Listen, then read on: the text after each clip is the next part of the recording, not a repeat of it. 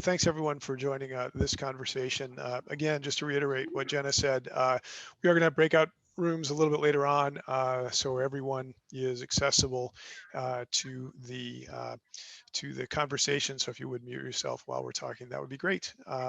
Just a little bit about the partnership and about this work, and then I want to introduce our first speaker. The partnership, for those of you who don't know, was created a few years ago to really focus on catalyzing solutions at scale for the region from Baltimore to Richmond. The partners themselves are CEOs of organizations that tend to be very large employers throughout the region in all sorts of industries, everyone from Johns Hopkins to T. Rowe Price up in Baltimore to Dominion Energy down in Richmond to Innova and MedStar, our two big healthcare providers, Northrop Grumman and others. So we have a very diverse range of organizations that are involved. Since the partnership was started, transportation, mobility, the future for the region around that has been identified as a category of work where a regional approach is vital. And in 2017, developed a blueprint, a general long-term blueprint on transportation from the region, from which a lot of other work has emanated, including this focus on transportation, transit-oriented development. I think some of you may have seen, we published some work with one of our partners, EY, yesterday on the intentions of companies to return to work post-pandemic. And probably no surprise, many of them intend to be a lot more hybrid post the pandemic than they were before, which has some real implications for the region, for development downtown, and for transportation as well.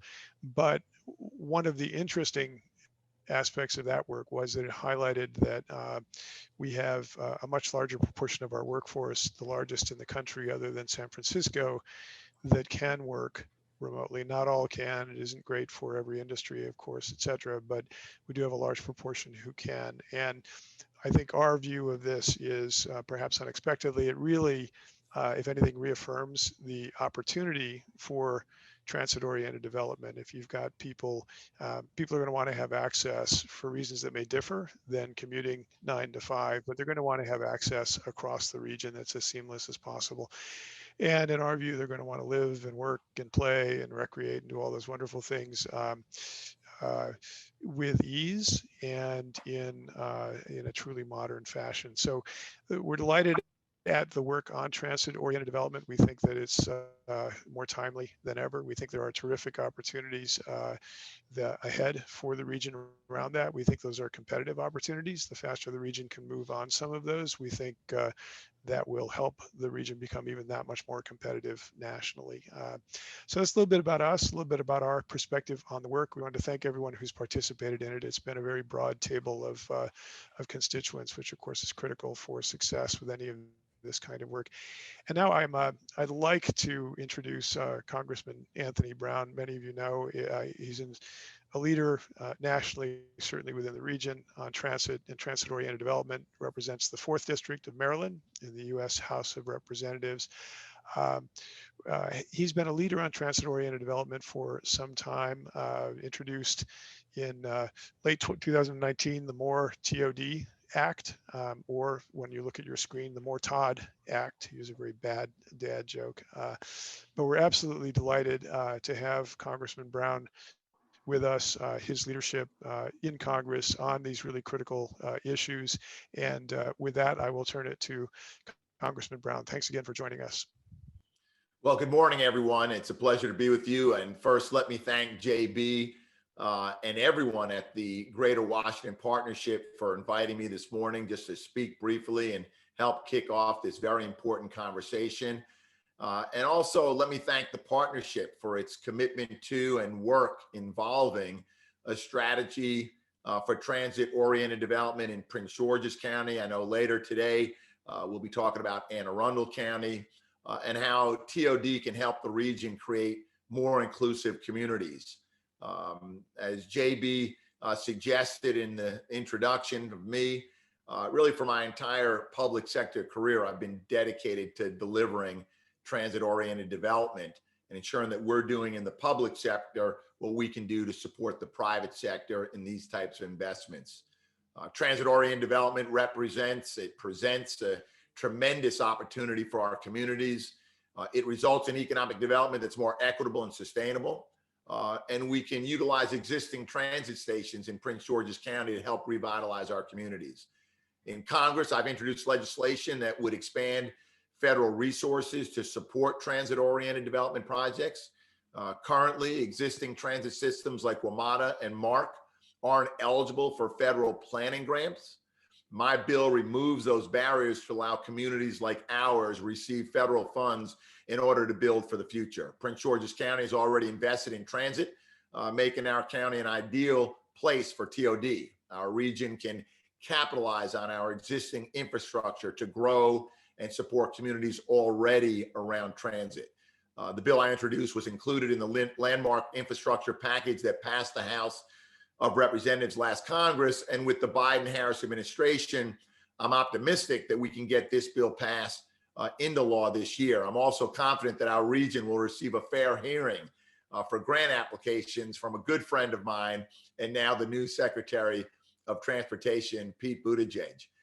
The recent TOD study released by the Greater Washington Partnership, Ernst Young, and County Executive Alsobrooks strengthens the case for TOD and validates this approach. It provides us a roadmap to help create thriving and inclusive communities around our transit stations. So I'm committed to doing my part and working alongside County Executive Alsobrooks, the private sector, the partnership, and all of you to make smart transit-oriented development in our region a reality. The study marks a turning point for us in Prince George's and Anne Arundel counties and the state of Maryland. By setting a vision of what is possible in the near term, we can work together to build a more transit-oriented region and a more inclusive and sustainable future. So thank you for the chance to kick off this conversation. And now I'll hand it off to Joe Mcandrew, the partnership's Vice President of Transportation, who will be emceeing this event. Joe?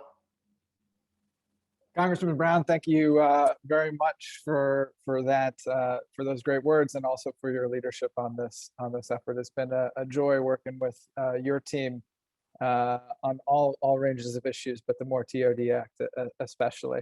And thank you to all of our regional partners for joining us here today to learn more about the study, the effort, and also lean in and try to figure out how we can all do our part along with Congressman Brown and others to push the conversation forward and catalyze the types of growth that we're all committed to seeing.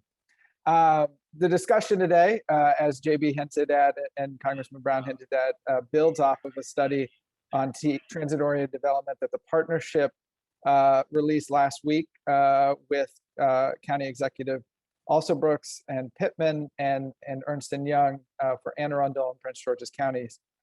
Working with the county executive and the team at Ernst Young, and with support from many key regional stakeholders throughout the region who took time out of their busy and chaotic year last year, we were able to produce 3 reports on how to use transit-oriented development to grow the economy and build a more inclusive region. I want to start this discussion about why the partnership, and more importantly, our board members and the business community at large in this region cares about transit-oriented development. Businesses know that access to public transit helps them attract and retain our large and very diverse workforce, enabling greater access to opportunity, improving the quality of life, improving the ease of doing business, and providing their workforce access to a wider range of housing options, not to mention the sustainability benefits. The region's business leaders understand that. They're investing near transit stations in many areas, and we see a great opportunity to make sure that we can balance out that investment throughout the region through this work. For this study, we've really kind of focused in on 7 key stations in Prince George's and Anne Arundel counties that have not fully maximized or realized their transit-oriented development potential. While each station has unique potential and challenges, there were also common obstacles that we found within the transit-oriented development landscape at both the county and the state levels. Our partners at Ernst Young, and you'll hear from one of our partners here in a second, produced 2 great technical reports looking at challenges and opportunities, and also spelling out the potential benefits in each of the counties if we can unlock the opportunity. The partnership then developed a targeted list of recommendations for each of the counties in the state, bucketed the solutions into 4 categories that you can see here on the page. The need to set and maintain a clear TOD vision, the need to prioritize equity within the planning and the incentives efforts, the need to target and prioritize resources to transit-oriented development, and the need to streamline processes to make the transit-oriented development as easy as possible, or at least easier than other areas of development patterns or strategy. This slide shows many of the examples of the recommendations that we'll get into more in the Q&A with the panel here in a short bit. I would encourage everybody to go to our website and check out the reports in full to digest them a bit more. But I think one area that we all know in this region is a key challenge. It's acute, it's near term, and if we don't get ahead of it and make sure that we plan for an inclusive growing economy and station area development, we're going to have a challenge. So transit-oriented development has the potential to be a key tool to create more equitable communities, improve access to opportunities for those that are able to reside next to the station and those that can access new opportunities at the station area. But as we've seen in other areas of our region and throughout the country, it can also be an opportunity for unchecked growth that can ultimately displace communities that exist there today. So how we balance that and make sure that we're preserving the communities that are there as best we can, and ensuring that there's an affordable option and access for the folks of all income levels to be able to access the benefits in the future is important to the work. It sounds like Joe dropped off, but I think what he was getting ready to say was to turn this over to our partner, Steve Tozier at EY, who will talk a little bit more about the technical analysis that EY did for these reports. So Steve, if you want to take it away. Certainly, John, and if Joe returns, we can pivot back to him. But just a few comments about our analysis and research with regard to this. As Joe mentioned, EY was approached by GWP to help create a study that focused on unlocking the benefits of TOD in the region. And of course, as Joe mentioned, the focus was on Prince George's and Anne Arundel counties, who, sort of historically have not experienced the same level of TOD growth as some of the surrounding counties. And as Joe was mentioning, 7 station areas across those 2 counties were selected. And for Prince George's, those stations, 4 of them were New Carrollton, Greenbelt, Morgan Boulevard, and Southern Avenue. And our methodology leveraged a variety of things, sector expertise, knowledge of financial incentives at the federal, state, and local levels, knowledge of the real estate environment, and looking at economic impact modeling techniques. We brought in, I would say, data that was both quantitative and qualitative. From the quantitative side, we looked at market conditions, population, demographics, construction trends, existing site plans of developers, land availability and assembly, the sizing of parcels within a half-mile radius of these various station areas. We brought in things such as wetlands, topography. We looked at ridership pre-pandemic, and we really, in our analysis, took into consideration matters of social equity, sustainability, land conservation, and ultimately sort of it all culminated in a development of a hypothetical vision for what TOD could look like at each of these station areas. And what you see on the screen are really kind of samples of our analysis. In the time that we have allowed, we don't have a lot of time to dive into all this, but as you can see, the dimensions of analysis that we looked at, in this case on the screen, Southern Avenue is the example. We looked at, real estate dimensions, financial and economic dimensions. We looked at, a variety of topics that were brought forward, not just in the data-driven approach from a quantitative perspective, but also in a qualitative way from over 100 interviews with stakeholders across the real estate and developer community in the private sector, the public sector. Economic development had a key contribution to this, as well as the public sector, transportation community, and others, the business community as well. So it was a multidisciplined approach to the analysis that had both sort of a data-driven aspect of it, but also this qualitative aspect where stakeholders in these two counties really contributed. So with that, maybe in the interest of time, I'll turn it back over, John, to you, so we could advance to the the panel discussions. But very interested to be on today and to be engaged in this discussion with all of you. Great, thank you, Steve. And I think Joe is having some internet trouble, so I will kick off the panel here. We are really excited to have some key stakeholders and decision makers for TOD from Prince George's County.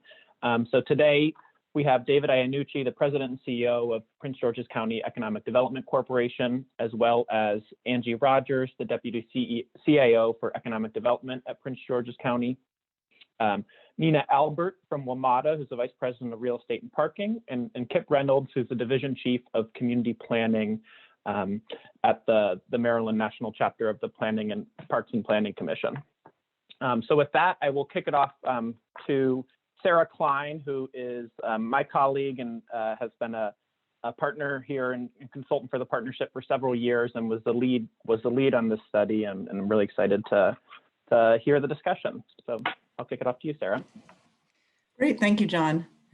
Well, I'm super excited to have this conversation. We've talked with many of you all over the course of this study, and we have David, Angie, Nina, and Kip today to talk about all the great work that's going on in the county, something we were very excited to work on with them. I'm going to start by addressing the elephant in the room. I think the fact that we kicked off the study last March was very untimely, I would say, in that everything then shut down about 3 days after we kicked off the study. However, we were able to continue going and looking forward to what we thought development might be able to look like over the coming decades in the county. But we can't ignore the fact that coronavirus obviously is having an impact on transit ridership. And Nina, heads up, I'm going to start with you on this question. Transit ridership, development, where people are working. Obviously, the partnership released a study yesterday to that effect. So the question is, how should we think about transit-oriented development in the context of the coronavirus? What considerations might we be aware of now that maybe we weren't a year ago, and how should we move forward? Nina, since you work for WMATA, which has obviously been incredibly directly affected by the pandemic, let's get your thoughts on how are you thinking about TOD and moving forward? Well, let me break the answer up, or just kind of my thoughts on this, into two categories. One is what's the future of transit, and then what's the future of TOD. Those are related answers, but not exactly the same.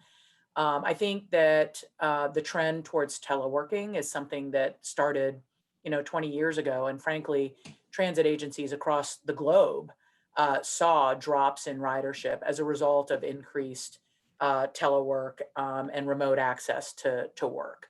So we've known about this quote unquote threat, right, to ridership for quite some time.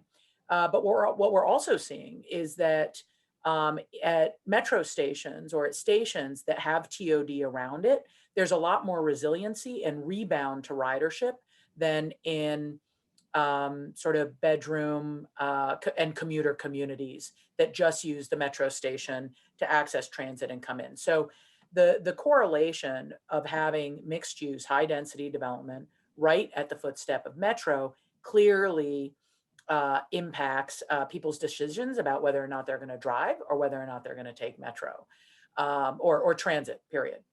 The other thing that we're doing and have been doing, it's just about an acceleration process, is, the advent of, everybody is thinking about like the existential threat to transit being about TNCs or about, automated cars.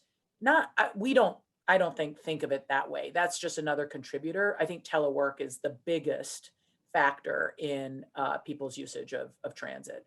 So COVID has, made that abundantly clear that when we're going to virtually 100% telework environment, particularly for office-based workers, that precipitous drop in transit usage. But again, where we're seeing the uptick is in sort of the more highly urbanized areas where with built-out TOD. So we take more of a long view. It will take us several years to recover. I mean, that is reality. But the greater trends of this region, and all of you on this phone know this, is population growth, diversification of our economy, the fact that to attract talent and workforce, employers are still looking to have an amenity-rich environment to recruit their employers to, and transit is part of that amenity. And so, and in every conversation that I've had with the brokerage community, with the developers, in terms of their interest in moving forward in TOD today and now, it's still very strong because they know that the real estate cycle, it takes 5 to 7 years to get something developed and opened. And so they are investing, those that are able to and not sort of pulling back, they're being quite bullish and saying, let's do the planning now. Let's, use this time to go ahead and put the pieces together so that we're ready to pull the trigger when trends start moving towards a more normalized situation. So I don't know that I'm answering exactly your question. I think that transit authorities look at, a recovery horizon or just, its future from a very long view. And I don't think that in a region that understands congestion, that understands environment, that has a huge priority across the entire region for a clean and green environment, that the role of transit is going to be eliminated. There will always be a role of for transit, and TOD is a really important part of that strategy. Nina, I think you exactly answered the question, and that long view is the one that I think all of us here are trying to take, easier on some days than others, but definitely something important in the TOD context, because we are talking about kind of generational investments. These take time to deliver, but then they last for quite a long time and really help to shape the region. So let's actually turn to some of the specific stations that we addressed in the report. David, I'm going to jump to you next on this, but as Joe alluded to, we did, and Steve, the technical experts at Ernst Young were able to do significant analysis at 4 stations, New Carrollton, Greenbelt, Southern Avenue, and Morgan Boulevard, which were selected in order to give kind of a broad look at different types of stations in different locations in the county. And I'd like to hear a little more about your all view of, kind of what our findings were. I know you've had a little chance to look into some of those, and also what the county would like to see. And David, let's start with you. I know you've been doing some work, particularly on Greenbelt. Do you want to comment on what you're looking at there? Well, thank you for this opportunity. It's a very important topic, and it's a priority of the Alsabrook administration. Angie Rogers is on this section as well, and this is something I know she's heavily focused on. I have the pleasure of working under her supervision and leadership. Yes, TOD has been a priority of Prince George County, really going back to about 2014 or 15, when the Jumpstart TOD initiative was put together. One of the things that everyone realized is we were going around talking about 15 metro stations and how great that was, but we weren't prioritizing anything. So what you all done, what the partnership has done, and what the county's done before that is important. And I know Angie's working on kind of the next generation of that prioritization.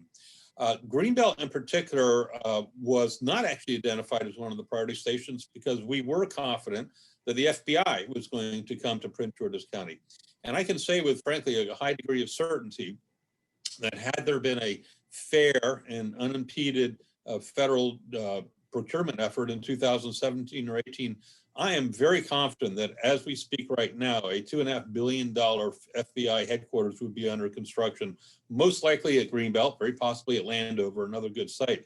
That would have brought 11,000 jobs to that region, several million square feet of office space, but in particular to the point that Nina made, part of that package was significant amenities next to the metro station and walking distance of the FBI headquarters that was going to bring hotels, offices, restaurants, and so forth, and really create the type of community that the GSA today says they want. Anytime the federal government does a procurement, they look for amenities to be part of that package. And so, Greenbelt, here's the information I would say for the viewers here. I think we're going to get back to the FBI. We've got tremendous leadership from the congressional delegation, Congressman Hoyer and Brown, Senators Cardin and Van Hollen. They are very focused on that. They've already put language in the December federal stimulus package that gives GSA 90 days to come up with a plan for the FBI. So Prince George County is all about TOD, but the FBI headquarters coming to Greenbelt, for instance, would be a once in a generation, if not once in a lifetime opportunity to bring that type of dense development of office workers, but also to support the amenities that would make that really a live, work, play type of location. So I remain optimistic we're going to get back on track with the FBI, and TOD and Greenbelt are going to be a critical part of that. Great, thank you, David. When we set out to do this study and we looked at the different opportunities, 15 Metro Rail stations in Prince George's County, 5 that were identified already by the county as priorities, including New Carrollton. And then Greenbelt obviously was already on the map, so to speak, with regard to the FBI discussion. But we also looked at Morgan Boulevard and Southern Avenue, 2 stations that we found have significant potential, weren't necessarily as elevated in the TOD conversation as some other stations. I'd love to hear from Angie or Kip what your thoughts on about those 2 stations. Were you surprised at the findings at all? Do you have activities going on in those areas that you'd like to talk about? I can start and then let Kip chime in. I will say, specifically about Morgan Boulevard, it doesn't surprise me now that I've sort of dug in with this team so serious. I started with the county last February. I just hit my 1-year mark a couple of days ago. And Morgan Boulevard seems to be the station that sort of when we bring it up among my team with Nina's team, there's the most sort of excited conversation about it and really sort of following off of the success of what we know Largo will be, but then sort of continuing down that line, that sort of connection between the district in Prince George's County and the possibilities there. And the possibilities for Morgan Boulevard, I think for us are significant, and particularly if we can get in and sort of collectively between the county, WMATA, and Park and Planning, sort of do a little bit of more planning work there, do some infrastructure work that's really going to set the stage for a next new wave of development in the county that has the ability to sort of layer in all of our goals, right? Sort of creating more of that dense, amenity-rich environment that Nina was talking about, sort of layering on affordable housing goals. That Morgan Boulevard really represents a great opportunity for us. And so I'm not surprised now at what you found on that. Kip, I'll let you chime in. No, thank you for the opportunity. I agree. I'm with Angie and everyone. I mean, we identified Largo Town Center as, one of our downtowns in the general plan. And with Morgan Boulevard being in close proximity, we did a Morgan Boulevard action plan in 2018, which identified a lot of the items that you have in your report about sports, key historical elements, and also public facilities. We have the Blue Line Central Avenue Connector Trail. We have an opportunity to build upon the work that's being done in Largo. We're currently doing a wayfinding study for Largo. So we view those as all linked along the corridor. And we feel like some of our ongoing studies, the cultural arts and the countywide wayfinding, are going to help move these along. Fantastic. I think there's so much excitement surrounding these plans. I think the question now, and something we were trying to help move forward, is how do you get there? How do we get there from here, right? So I think I'll jump back to you, Angie, since you alluded to the fact that you bring relatively fresh eyes to the county. If there were one thing you could sort of get to happen right now, whether it's a state action or a county action or some other type of thing, what do you think would be the one most impactful action that could be taken to encourage TOD at these stations? So one thing that we've been talking about, and this isn't just in relationship to Morgan Boulevard, Kip will tell you we've been talking about it a lot in relationship to New Carrollton, Largo, lots of different stations, is really a focus on infrastructure improvements that will improve shared mobility.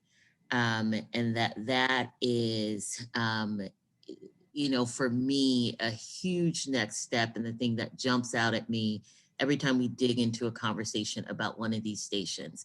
I say all the time, if the point is to sort of have, to create these sort of dense, amenity-rich destinations around our metro stations, but the best way still to get to that stuff is to get in a car, drive to it, find somewhere to park, and then get out, then we've sort of missed the boat on what these can become. And so focusing on infrastructure improvements that unlock the potential for private investment, for public-private partnerships, shared mobility improvements, those are the kinds of things that I think is our right role to push around these metro stations. And it can't be a county thing alone, right? It's too big of a nut to crack. It's got to be, county, state together, maybe even federal in some of these places. Absolutely. That's a terrific point. Kip or Nina or David, do you have either agree that would be one of the most impactful, or have other actions you'd like to throw into the mix? And for everyone else who's listening, this is one of the questions that you're going to get in the breakout room. So everyone should be thinking about what is that action you'd like to see? Yeah, I think I would like to add, and Angie's absolutely right. The reason we're talking about TOD now, and we were talking about 10 years ago and maybe 10 years before that, is transit-oriented development is hard and it's expensive. And those two factors cannot be overlooked. And so Congressman Brown's proposal for bringing federal money in, I think, is critical. Infrastructure improvements, whether it's structured parking. Anytime someone approaches Prince George's County to do a TOD development, we are automatically in a conversation about subsidizing structured parking. And that is expensive. And that is one of the things we need to overcome. But it's also the pedestrian walkways and the pathways and trails and roadways. In some cases, some of these networks at Morgan Boulevard, an entire road network will have to be built to support the plan. And again, there are significant costs. So whether it's state support or federal support, infrastructure to me is really on the highest priority for assistance from other parties to help the county reach its goals. Also say, I mean, everybody's hit on this theme of complexity, particularly when you're converting or trying to convert or move towards a more urbanized sort of a paradigm, if you will.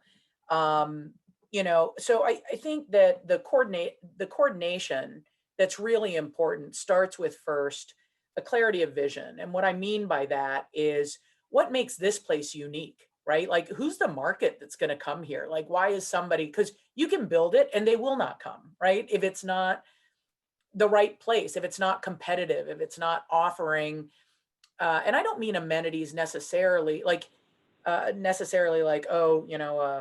a boutique street of retail. Angie alluded to all the multimodal. That is amenity for a lot of people. It's choice for how to get around, for how your day might, how you might access or navigate your day. So I think that clarity of vision, really understanding a sub-market, and then really, painting that vision is one area of coordination. But then the second piece is from there, that's the baseline. Then it's, what is everybody's piece, right? So the county has a role, the state has a role, WMATA has a role, the private sector has a role. And, it's best if they're coordinated.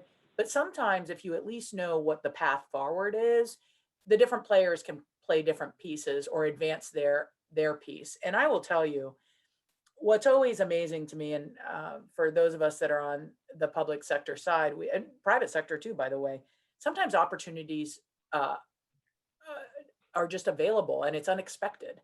And so, again, just advancing in the same direction and having the same clarity of, okay, what do we want this to become?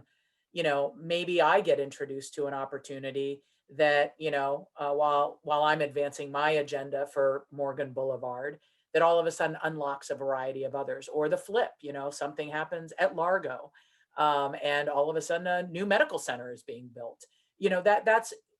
That's really where I think having that coordinated approach and work plan from the beginning, each party can do their thing, and just be prepared as a group and as a coalition to act on the opportunity when it's there. I guess that would be, it's not what I think the most important and first step is, but I do think it's really critical and I think that with Angie and David and the team and Kip, what we are starting to see that collaborative, coordinated approach, and I'm really excited for that.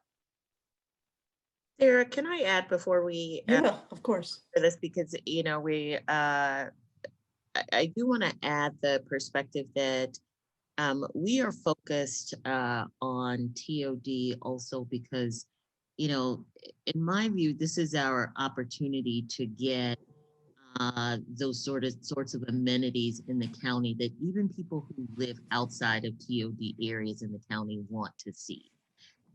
So the county is huge, right? And we've got this sort of inner beltway area that we want to see become like more dense, more walkable, more sort of urban format development. But then there's a huge outer core, lots of rural areas. Those folks also have been clamoring for years for the types of amenities that TOD is our best opportunity to get that in the county for them. So I just want to make that point that we focus on TOD, but it really is also about serving the entire county. Absolutely. And thinking about kind of the broader question about what TOD can do and who is going to benefit by it, I think Joe alluded to, and others have as well, the importance of thinking at the outset about how to make sure that the resulting development is inclusive, that families of all incomes, that businesses of all sizes can access the benefits that TOD provides. And I'd like to hear a little bit about specifically what is the county and from each of your perspectives thinking about in terms of how to ensure that the results of these efforts are inclusive. Who'd like to start on that one? Well, I'll just, I know that Angie can speak to this, but the Housing for Opportunities plan that the county has adopted and the HOFA working group, they're really working at addressing some of these issues. And I think a lot of this too, activity along the Purple Line with the PLC, Purple Line Coalition, we're going to learn a lot about housing and opportunities that'll be applicable to all our, what I'll call our transit communities. So I'm really hopeful that the HOFA work group, that work will be applicable to all our transit communities, because it's also about, And I think, we talked about COVID earlier. I think there might be an opportunity with some of the transitioning of office space to housing. That'll be an interesting discussion item in the future. So I think Angie can speak to that, but the county is moving forward in that direction. I was trying not to be the first person to hop in. So I just okay. But yeah, I mean, the recommendations that came out of the Housing Opportunities for All and that the county has started implementing on are key. I'll point to, one huge opportunity or one huge recommendation that we started to implement on in earnest late last year, which is our right of first refusal program. This is a recommendation from the Housing Opportunities for All study and work group. There was legislation approved, I want to say maybe back in 2018, to give the county the ability to have the right of first refusal on multifamily buildings that would go up for sale around a metro station or a Purple Line station. And this is super important because, what we know is that the county has long enjoyed a lot of natural affordability in terms of housing, but we, have still been experiencing the same pressures that the rest of the region has, maybe not at the same pace, but still the same pressures. And as we sort of push, particularly more of this sort of dense, amenity-rich development around our metro stations, that's going to squeeze prices. And so our ability to start these preservation efforts now is hugely important. We established a bench of private developers who could help us exercise our right of first refusal on these properties. And so that's going to be super important. There are other recommendations that came out of Housing Opportunities for All that we're implementing, but getting a handle on that now is key, because if we wait until the market turns in some of these neighborhoods and prices, it can sort of get away from us. So it's important for us to execute on some of these things now, even while we still have a lot of natural affordability in some areas. Great. And so Angie, that's really interesting. It actually leads to another question, which is, so the right of first refusal, obviously DC has a Tenant Protection Act, which I believe includes a similar right. And one of the things we tried to do in the reports is to identify case studies from other parts of the region or other parts of the country with examples of policies or programs or projects that could be replicated potentially in the county. I'm curious as to whether, from any of you, whether there are other tools that you would love to have in your toolbox to support TOD that maybe the county doesn't have right now and could be considering. For example, it would, Nina, not to put you on the spot, but WMATA works on land development projects in all parts of the region, multiple different jurisdictions with multiple different rules and programs. I wonder if there are just, things that you would think that they would be beneficial for Prince George's County or the state of Maryland to think about. Well, I think that the agenda that Angie set forth, which is really about, really thinking now in advance about preservation, is a really important thing. I mean, that's frankly an area that our region, there was this push for growth, and then all of a sudden it, happened probably more quickly than people realized it was happening. And now we're playing catch up in many ways, not in all ways, but in many ways on the housing front. I mean, I think, all the tools are available. This region's frankly incredibly sophisticated in terms of having tools available. The question is, what are the tools that make the most sense for the county or for the state of Maryland, particularly if you're going to put a preservation, lens on it. So right now, I'll just give an example of a recent bill that's passed. This is in Montgomery County. and this is just for WMATA owned property. It's not for private property, which is a 15-year tax abatement right off the bat. And it's to incentivize two things: high density. Well, it's really to incentivize one thing with the intent to result in another, which is incentivize high-rise development where the market might only support mid-rise at the moment. Because with high-rise development, you get a higher density of units, which promotes TOD, but it also generates much more affordable housing. And so that's a pretty extraordinary step that the legislative branch has taken in Montgomery County. And we believe it's going to have, true acceleration impact on 4 of, their 8 metro stations. So about half the metro stations, I think we're going to see real acceleration as a result of that. I think that the district is also, has prioritized this in a major way, and they're bringing every tool that they have in their arsenal to the table, and working collaboratively with developers. I mean, this is a push-pull for the private development community. And, I think that that's probably another piece of the puzzle, is finding out who are the players that would really be interested in making these kinds of investments in Prince George's, and cultivating those relationships and bringing opportunities to the private sector as well. I don't know. I don't know that there's any one silver bullet for affordability, but I love the way that we're thinking about this now, because I think the affordability in Prince George's County at this moment is a competitive advantage, candidly. But very importantly, how do you preserve that so that it doesn't get away from you? Because it's true, around transit stations, you will see premiums because people want that access. Absolutely. David, were you? Yes, I was going to add, I mean, one of the challenges we have, and Angie's referred to natural affordability, which I think is a great phrase, and Nina as well.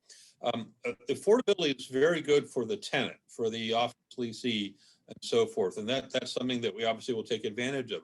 But our challenge in Prince George's County, when Montgomery County talks about kind of high-rise development and so forth, we already had that tool that they just enacted. It's a pilot, a payment in lieu of taxes mechanism, and we've used it around our metro stations. But our challenge is that because the rates of return are lower in Prince George's County because of the lower rents, whether it's office or residential, developers frankly look around and decide for the same 30 or 40, $50 million investment, they can make more money in Montgomery County or Fairfax County or the District of Columbia. So yes, the affordability is an advantage from the tenant's perspective, but it is a discouragement, a disincentive for the developer. And that is one of the reasons that Prince George's County is called upon almost all the time in a transit-oriented development project to put some type of public subsidy in there, whether it's roadworks or whether it's TIFs, whether it's a pilot, whether it's just a capital budget, which we've done in New Carrollton, where literally county money is being spent out of the capital budget to support that project. So it's a two-edged sword on this affordability. It's not the incentive that we need it to be from the developer perspective. Thanks, David. Angie, did you have a comment? Yeah, I was going to say that Nina's comments were being kinder to us than I get to be a little more critical of us, to say that I think we do have some good tools in the hopper, but I will say, I will sort of make 2 comments about that. One, our tools, most of them aren't nearly as robust as some of the same tools that we see in place around the region. So when I think about, our Housing Investment Trust Fund, those kinds of things, I think we need to be looking to be more robust on in order to do the types of things that we're saying we're going to do. And we, sort of acknowledge that to ourselves. And I think it's worth it to just acknowledge it to others, that we know that those tools aren't, are going to be called on sort of more and more for the types of things we're saying we want and need to do, and that they need to be more robust. The second thing I'll say is that they need to be more focused. And we, are working, toward that. But, how we use our trust fund, how we use our, federal CDBG funds, that sort of thing. When we say yes to, pilots and surcharge waivers and that sort of thing, I think deserves some work in terms of us focusing those more on the areas where we're going to have the most impact and be able to see the most improvement. So I think we've got a good set of tools on the table, but I think we also have some work to do with those tools. That's fantastic. I don't want to, Kip, were you going to jump in on there? I wasn't sure. No, I would, if you asked me about one tool, I would look to the state for infrastructure financing and an easier process instead of having to pull together 5 different sources. If we could really use, the CTP or others to get that infrastructure that we need. And then at the county level, I think, we need to start looking at land assembly. We have a lot of good plans, but land assembly is a challenge, and whether there's a role for the county or others to help with that for these smaller pieces would be something to look at to the future. Great point. And we actually, not to keep plugging our reports, but I'm going to plug it one more time. In the partnerships implementation strategy, we do have kind of example policies that touch on many of these issues from other parts of the country. So folks can obviously take a look at those and see if there's anything that resonates. Targeted industry tax credit, for example, from Pittsburgh. There's a state program in New Jersey that we reference. So there's these are tools that have been successful in other parts of the country. We have time for maybe just one more question. I want to kind of bring us to the close, and for everyone again who's listening, think about this as well, because it's something we're going to want to discuss in the breakout groups. But as Joe said at the beginning, the reason the partnership is entered into this TOD discussion to begin with is that businesses are looking for these types of places with amenities, with access to public transportation, where they're going to be able to attract a workforce that they need, high quality of life where people are going to want to be. We've talked a lot about what the county should do, a little bit about what the state should do. Let's talk a little bit about how the private sector can help. And the private sector we often talk about as a monolith, right? The private sector. It actually is made up of a variety of different types of entities, employers and businesses, anchor institutions like universities, philanthropic institutions, investors, banks, et cetera. So from any of those perspectives, what would you like to see from the private sector? Who would like to kick that one off? David? A shot. I'd like to see them take on more risk and recognize Prince George's County for really the outstanding location it is. One of our greatest strengths is the diversity of our workforce, the diversity of our citizens, our location, transportation options that are frankly in some cases unmatched by in the region. We spent a lot of time talking about our successes. We did lead the state of Maryland for 6 consecutive years in job growth. And I know my friends in Montgomery County hate to hear me say that all the time. But the fact is, I'd like to see the private sector recognize some of that success, take a chance, make some investments in Prince George's County, and maybe, give us a chance to work with them so we can get a rate of return to the point where they're making plenty of money, but the county is getting some great resource from that. Terrific.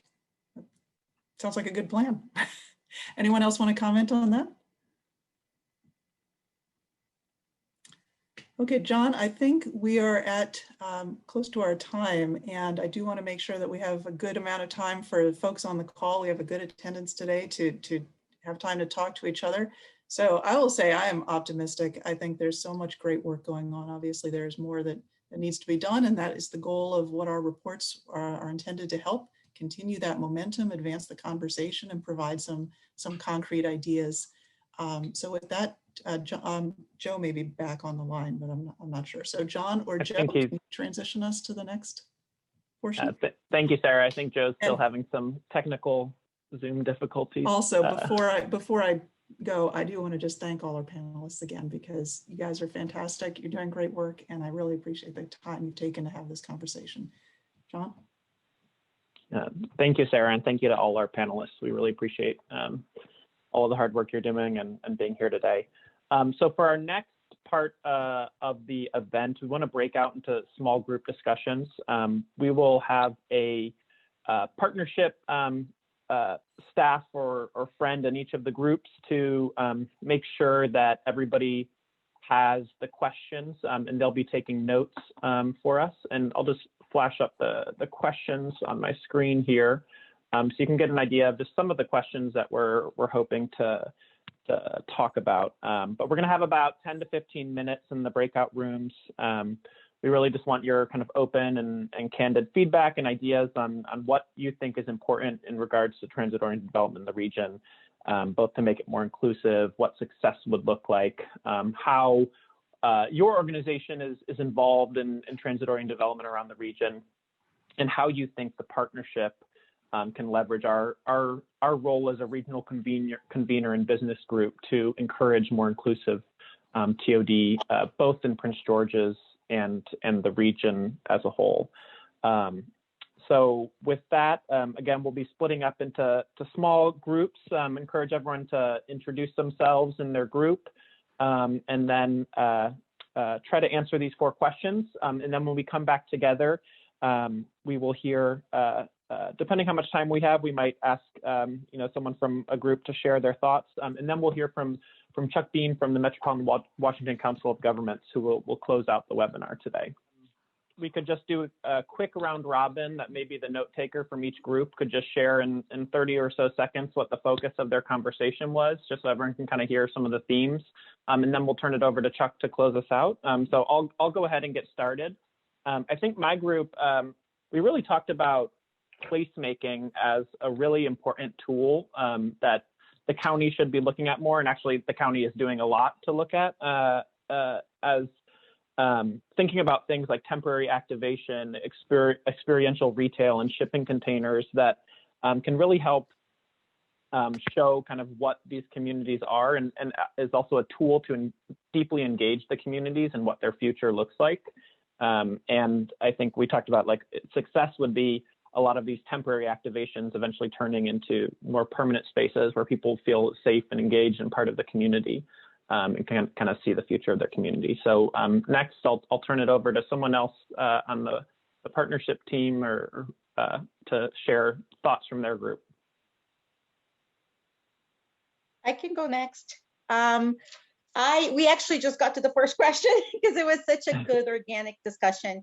I love it. We had very different perspectives. We had the government perspective, the developer, the research, the planning. And one thing that was pretty clear to me was, there's so many different elements involved in this, and it's such a long process. It's very difficult to implement. And it's a perspective of also having to, I love how in our group, there's the government view, but also the developer view, and that there's a whole process of buying in, and the developer is very cost constricted, has to worry about how much time they're holding to that land, and how much does it cost, and what can the county do in terms of incentives is very important on the developer side. So it was fascinating to see that this conversation is so close. It's so very similar to affordable housing as well, like on how do we work together and the different, the different stakeholders to make sure this moves along.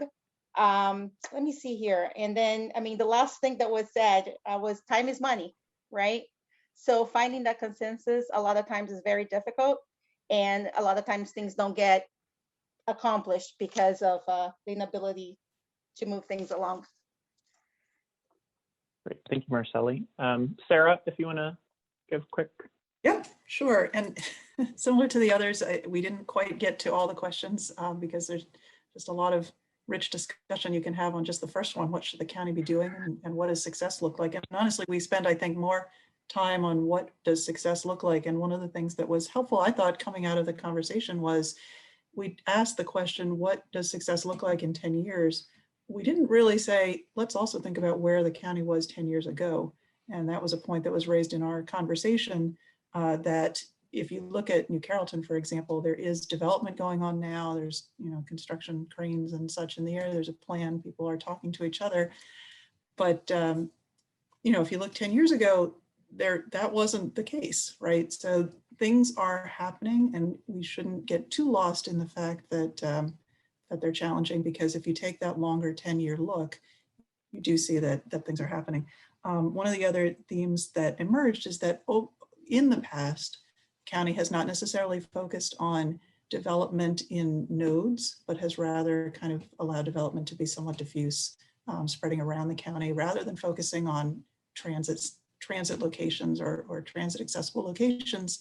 And that's something that is shifting, and that our group felt like was a very positive thing for the county to continue doing. Just that hopefully in the next 10 years, we'll see more development in activity centers focused around the counties, and that the county should just continue to be a partner with the private sector and with other government entities, pushing for this development, encouraging for this type of development, and that the new zoning code should be helpful in that regard as well. We just have a few minutes left before I turn it to Chuck, so I'll go to Steve if you want to give some brief comments on your discussion. Yeah, thanks, John. I think very similar to the other groups, we only had time to cover 2 of the questions, and very similar results, I think, from some of the comments already made. When we talked about what the counties can do, I think visioning was a major theme that came up, and talking about going back to the panel discussion that Sarah was moderating, the affordability of Prince George's County, and tying visioning in with that as something that could really be even marketable, painting the picture for all the stakeholders about visioning and aligning it. We talked about the hesitancy also around TOD investment, and the fact that the developers may look at the topic through a slightly different lens and making it economically feasible for them. We talked about unexpected opportunities beyond the station areas themselves, that, looking at things that might propel development or might ultimately result from the development at the station.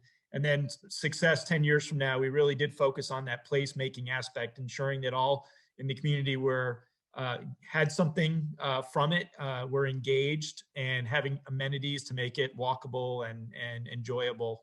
So I think those were the key points that we reached. Great. Coley, if you want to give maybe any item that hasn't been touched on already that you guys touched on in your discussion. You're on mute, Coley. Thanks. Sure. We talked about how master plans can affect the communities and how they can prioritize our community centers. Kit mentioned wayfinding, bike and pedestrian studies, and using infographics in multiple languages to encourage people to use transit, so they know it's not that far to walk to the Purple Line, and it should be possible to get to the center without working your way through an obstacle course. So. Great. And then I think the only other 2 groups were maybe led by Justin. Yeah. Hi, John. Really, the main takeaway that wasn't covered by others is to really keep at the center of all of this that TOD is an equity issue, and making sure that that's at the forefront of all the planning and considerations. And then considering what success for the county would look like is really developing a set of tools that are creative and answer the unique situation of Prince George's. So getting there within the next 10 years and hitting their economic development goals would be success. And then otherwise, the one other thing is really how can organizations like the partnership or other private entities support the county? And that's through producing relevant and timely data and sharing that with the stakeholders in the county, which I think this whole initiative is a perfect example of. So doing more of that and providing the data that will inform these decisions. And Great. I'll jump in here too, John, just to wrap up what our group talked about too. A lot of the same stuff as the others, placemaking through the FBI headquarters could be such a big thing for the county. And then just that silos exist still, and that coordination is needed across them, no matter what the project is across private sector, public sector, addressing those silos and making coordination happen so that there are long-term benefits to everyone. Great, thank you, Jenna. And now I will turn it over to Chuck Bean, who thank you for closing us out and bringing us back to why TOD is important for the region. Thank you. I'll hit 3 things in 3 minutes, but first I want to thank you, John and JB, Joe, everybody at GWP and EY, panelists, thank you. I think I learned something new every time I hear from you, Angie and David and Nina and Kipling. I see on the screen here a couple of my bosses, former TPP chair, Mayor Wohan, and former COG chair, Derek Davis. Glad to be here with you. You can kick me under the table if I say anything wrong about Prince George's County. So 3 things. I think it was Sarah who just mentioned nodes. So in COGs, we call these high capacity transit station areas. 225 nodes, that's the vision for the region. 75% of future jobs, 75% of new housing in these nodes, less than 10% of the region's landmass. 225 in the region, 28 of these in Prince George's County. So got to think beyond Metro. It's also Purple Line. It's also MARC, Penn Line, Camden Line. Appreciate all the work that GWP has been doing with the rail run through MARC and VRE. Near term, out of those 225, we've elected to focus on 49 of those. Now, 9 of those 49 are in Prince George's County, and you can find those in the second link there that I put. The second one would be optimize access. Angie talked a lot about that, making this land valuable, making this land accessible, thinking not necessarily in geography, but in time. How long does it take somebody to walk to that node or to electric bike to that node, or the kind of micromobility we might have in 2030 to get to that node? So yes, wayfinding by making the ways straight. I put a link there close to Mayor Wohan's heart, the National Capital Trail Network. 700 miles has been developed, 1,400 miles is the vision. And you can find the map there in the link about Prince George's County. The third is looking at our nomenclature. We've evolved not to refer to it as transit-oriented development, but transit-oriented communities. So what we mean by that, transit-oriented development has often championed the mixed use. From where we were a generation ago to mixed use, things can be together. But I think we're evolving towards mixed use and mixed income. And development is really a means to an end. It's not an end. Community is the end. So we're referring to transit-oriented communities. There's more information on what we mean by that.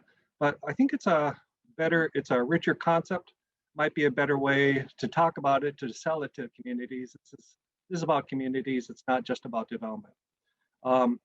Some unrelated but related news. I'm just so happy that coronavirus new cases have dropped about 70% in the DMV compared to where we were just a month ago. So there's risks out there. It's going to be challenges, but I think we're on the verge of maybe another roaring 20s. I also hope the roaring 20s in our region will be Prince George's decade. So thank you. Appreciate working with everybody here to make that happen.